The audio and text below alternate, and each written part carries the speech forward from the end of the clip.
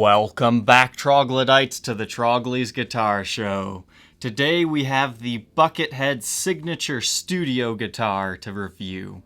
Now, I've talked a lot about Buckethead. I've reviewed so many of the proper signatures, but I haven't had the studio version in such a long time. Just as a little fun fact, the Buckethead Studio was my first video that made it big and hit that 10,000 view mark.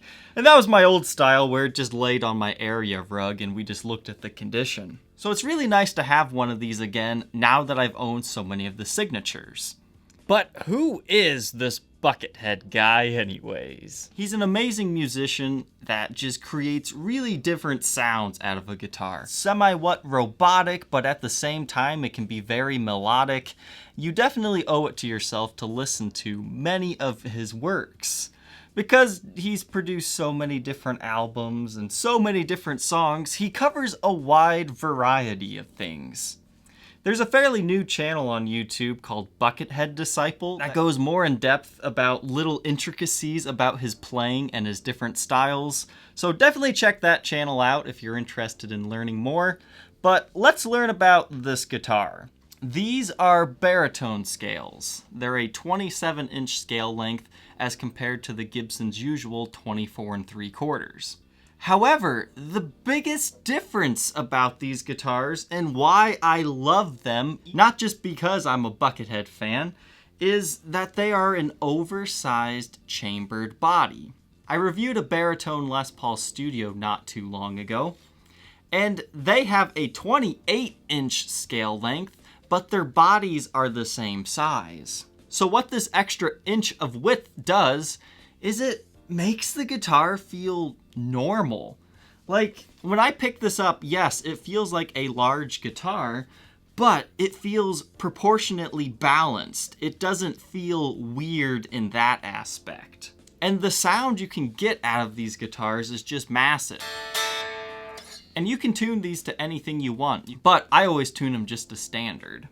These guys come stock with hot ceramic pickups, the 496R 500T, and these two little red buttons, they're kill switches. Essentially what they do is they cut the signal of your guitar briefly, and that can create some cool stutter effects. It's kind of what some guys do by turning one of the volumes off and flipping their toggle switch. Except for this, you can do it much quicker, and Buckethead will sometimes use these instead of actually picking, and that creates a really interesting effect. On top of that, you can split the coils in these for single coil sounds with your tone pot. You can see it pulls up there, and then you can push it down back for your humbucker tones. And there's rumored to have been about 500 of the studios made in 2011, and then the signatures were done mainly in 2010. The biggest difference between the studio and the true signature is the studio has a satin finish. Now there's pros and cons to each of them, but I've decided to split that up into a second video that I'll publish next week, where I do an in-depth comparison between the studio and the signature, both in specs as well as a sound comparison. These guitars have maple tops with chambered mahogany bodies, mahogany neck, and the studio version has a baked maple fretboard. So now that we know a little bit more about the Buckethead Studio guitar, let's go ahead and hear how it sounds.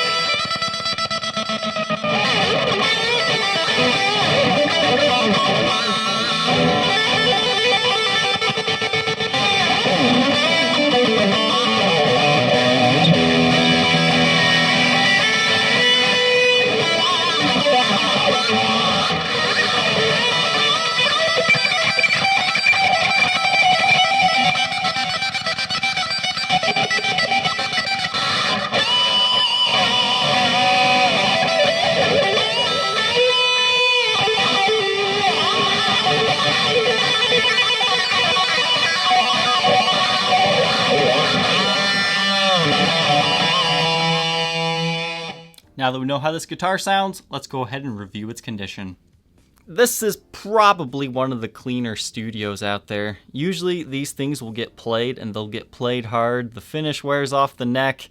They start looking bad quickly. We'll just leave it at that. So that might be the main consideration between the gloss versus this one. However, I mean, those signatures will finish check a lot easier than these will though. But this thing, it's in very clean shape with nothing really to talk about. Take a look at the back of the headstock, serial number 12411063-2, made in USA 2011. Everything's looking good on the neck of this one. And just because you have finish wear on the neck, I mean, that doesn't make it a bad example, it just means it's been played. And depending on how sweaty your hand is, it'll happen quickly, it really will. But worst case scenario, you just strip the finish off of it or get the neck redone. But this is a very clean example, and I bought it simply because, I've documented so many of those true signatures we might as well look closer at a studio. Under Blacklight, these things are always fun because the buttons glow and the pickups glow. But, I mean, this thing hasn't seen too much sunlight, so as far as the finish glowing, yeah, it glows a little bit, but not a lot.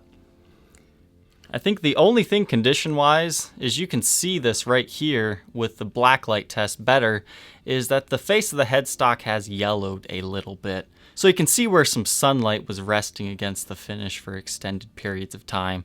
It might have been on a stand by a window or something. If you think you might be interested in being the next owner of one of these Buckethead Les Pauls, the studio's already sold, but the true signature is still available. And you can check out the links in the description to take you to the Reverb for Sale ads. Thank you, Troglodytes, for watching. Don't forget to like, comment, and subscribe, and we will see you on the next episode. Take care.